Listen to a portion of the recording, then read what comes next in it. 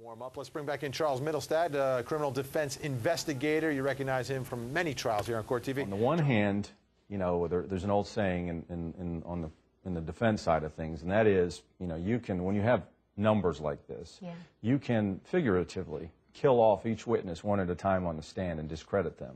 But eventually you might drown in dead bodies. And so that's the danger with that. On the other hand, with regard to the theory that Amendola is pursuing, and he seems to have advanced yesterday, and that is that the reason that there's a number of them, and the reason they're all sounding very similar, is this coaching that went on by law enforcement. And it seems like he actually got some traction with that yesterday. He got these troopers to make some admissions. She became an instrument of evil, and that she manipulated Hemi into essentially being her instrument of death in this case. You know, no one told him to follow. If you listen to what he said specifically to Sean Hannity, he was completely genuine about it. He said, I'm going in his direction. I'm keeping an eye on him. He's not saying I stopped following him. That's not so then he's following you can interpret that as meaning I'm face to face with your guys, and maybe it makes it look like your guys are intimidating the witnesses. Yeah, I mean, obviously that potential exists, but I think that the prosecution in this case made a mistake with regard to Rashad Seabrook. I mean, they put him up there knowing that that potential existed, but they just put him up there for the sole purpose of getting in his videotape interrogation. And I think that they did so at the expense of showing the jury some of their tactics, some of the detectives' tactics in this case, in which the detective appeared to have shared a lot of information and applied a lot of pressure on him on several occasions.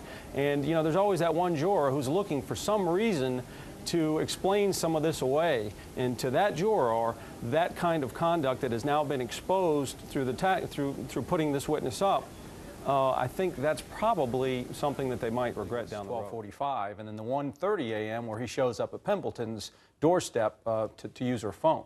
So what is the prosecution's contention as to what happened during that 45-minute period? Particularly with regard to the placement of the shell casings. And the significance is strictly legal in the sense that in order to prove the felony murder charge, you have to prove the underlying charge, the burglary charge. And so being able to get the perpetrator inside the home is the legal significance of I'm saying the absence thereof is an indicator. So if you it's almost like like trying to find a baseline, and you're looking for a change in pulse. And if they're supposedly going through this terrible trauma, then you ought to be able to see some indicator in terms of their conduct, in terms of their ability to pay attention in school. With us to take your calls today is criminal defense and private investigator extraordinaire Charles Mittelstadt, joining us from Atlanta. It is so good to have you with us. You know, when I was a young talent on Court TV, we did a trial together, and it was an amazing experience, and so good to have you with us today. Is the scene with regard to this ramming, and that's where all the investigation comes in terms of reconstruction and determining what the tire marks, whether it shows the intent and acceleration, or if it truly was accidental in the way that Ann Taylor, the defense attorney, argued that he bounced off the Subaru and so forth. And that's where an investigator becomes key to the case. we have other people there that we can't identify. But prosecutor Clint Rucker says he is confident the right person is in the defendant's chair. In a case like this, where you have multiple accusers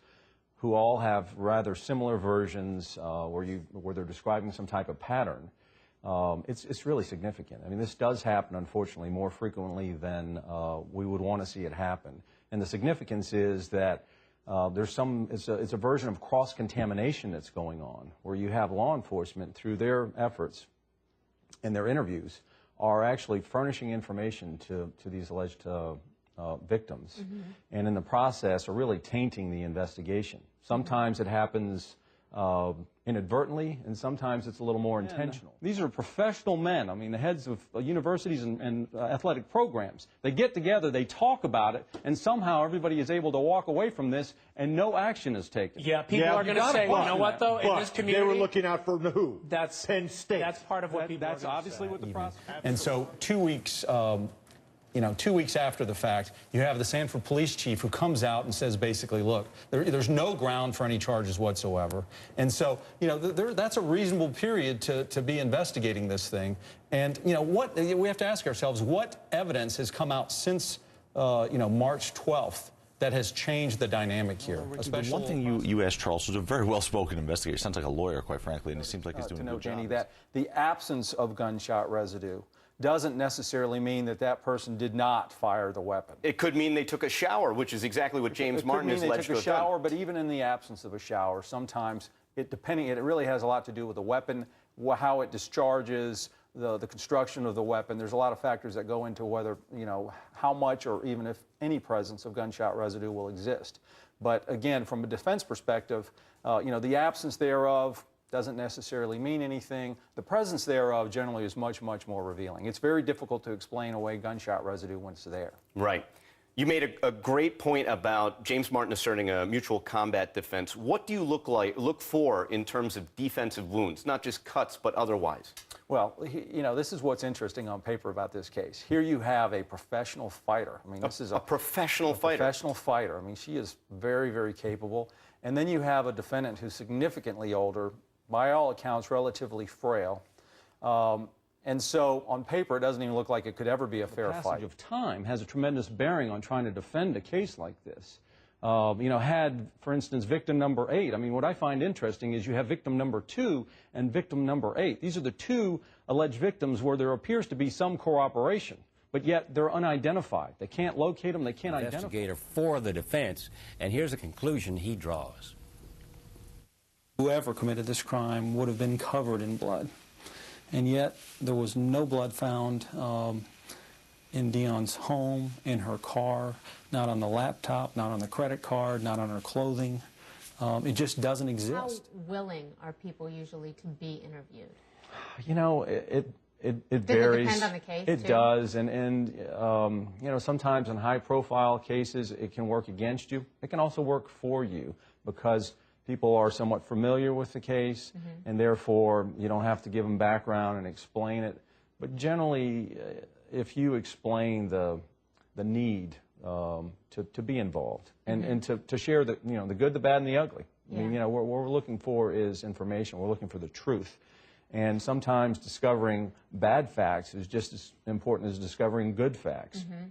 Because at the end of the day, the attorney has to, advise the defendant as to how the case is shaping up and what people are saying and what kind of evidence is likely to come against them. Right. And I mean, if I recall, there was also a witness, perhaps a couple that lived next door, that recalled hearing some kind of banging that was going on.